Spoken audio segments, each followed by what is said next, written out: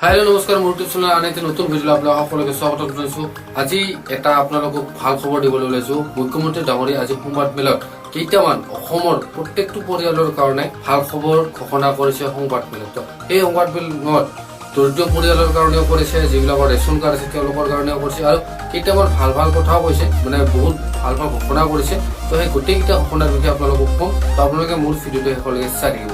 যদি ভিডিঅ'টো ভাল পাইছে লাইক এটা কৰি দিব, যদি ভিডিঅ' পুৰো যদি মোৰ চেনেলটো আজি প্ৰথম আহিছে তেনেহ'লে চেনেলটো ছাবস্ক্ৰাইব কৰি দিব। আপোনালোকে চেনেলটো মোৰ এই ভিডিঅ'বিলাক চাই কিন্তু ছাবস্ক্ৰাইব নকৰে, আপোনালোকক মই দেখাই আছোঁ, পাই আছোঁ, আপোনালোকে ভিডিঅ'বিলাক চাই কিন্তু আপোনালোকে ছাবস্ক্ৰাইব নকৰে। আপোনালোকে অলপ ছাপোৰ্ট কৰিব মোক, যাতে ময়ো আপোনালোকক এনেকুৱা নতুন নতুন আপডেট দিবলৈ, নতুন নতুন ভিডিঅ' বনাবলৈ উৎসাহ এটা পাওঁ। আপোনালোকৰ এটা এটা লাইকে মোক ভিডিঅ' বনাবলৈ উৎসাহ যোগায়। তো আপোনালোকক মই অনুৰোধ কৰিছোঁ, আপোনালোকে ভিডিঅ'টো চাই কিনে নিশ্চয় এটা লাইক কৰি দিব।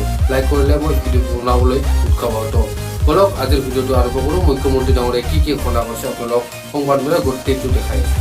এতিয়া আমাৰ দুটা অলপ দৰিদ্ৰ ৰাইজৰ বাবে দুটা সৰু ভাল খবৰ দিব খুজিছোঁ যে আমাৰ অসমত আমি বহু দিনৰ পৰা আমি বিভিন্ন সভাত ঘোষণা কৰি আছিলোঁ যে 40 লাখ লোকক আমি নতুনকৈ ৰেচন কাৰ্ড দিম।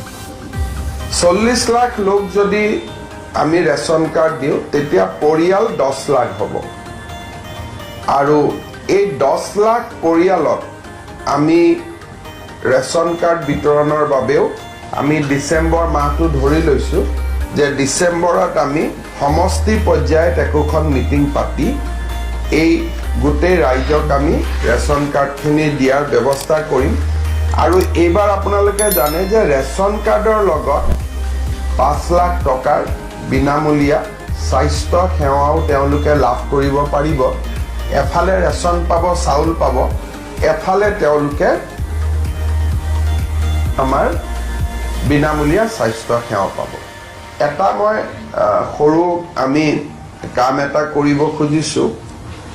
আমাৰ যিবিলাক গাঁৱত আমি ৰেচন কাৰ্ডৰ কথা ওলোৱাৰ কাৰণে আমি কৈছোঁ, ৰেচন কাৰ্ডত যিবিলাক মানুহে ৰেচন পায় আগতে কোনটো দিনা পায় কোনো ঠিক নাছিল। সেইকাৰণে ৰেচনৰ দোকানীবিলাকে কি কৰে, বস্তুটো ঠেলি ঠেলি ঠেলি মাহৰ শেষলৈকে লৈ যায়, 28-29 তাৰিখলৈকে লৈ যায়, লৈ পেলাই 2 তাৰিখে দি দিয়ে। তাৰমানে মাজৰ এটা মাহ নোহোৱা কৰি দিয়ে। আৰু সেইটো তেওঁলোকে বৰ ছিষ্টেমেটিকেলি কৰে। জানুৱাৰী তেওঁলোকে 7 তাৰিখলৈকে ঠেলে, ফেব্ৰুৱাৰী 10লৈকে ঠেলে, মাৰ্চত 13লৈকে ঠেলে, এপ্ৰিলত 16লৈকে ঠেলে। এনেকৈ তেওঁলোকে বছৰটো ঠেলি ঠেলি 6 মাহ হোৱাৰ লগে লগে এটা দিন তেওঁলোকে মাহৰ লাষ্টলৈকে লৈ যায়। লোৱাৰ লগে লগে মানুহে ভাবে 28 তাৰিখে পোৱা বস্তু 1 তাৰিখে পালোঁ। মানুহে হিচাপ কৰি নাথাকে যে 12 মাহ পালোঁ নে নাই। এভাৰেজ আমাৰ গাঁৱত 2 মাহৰ ৰেচন কাৰ্ডৰ চাউল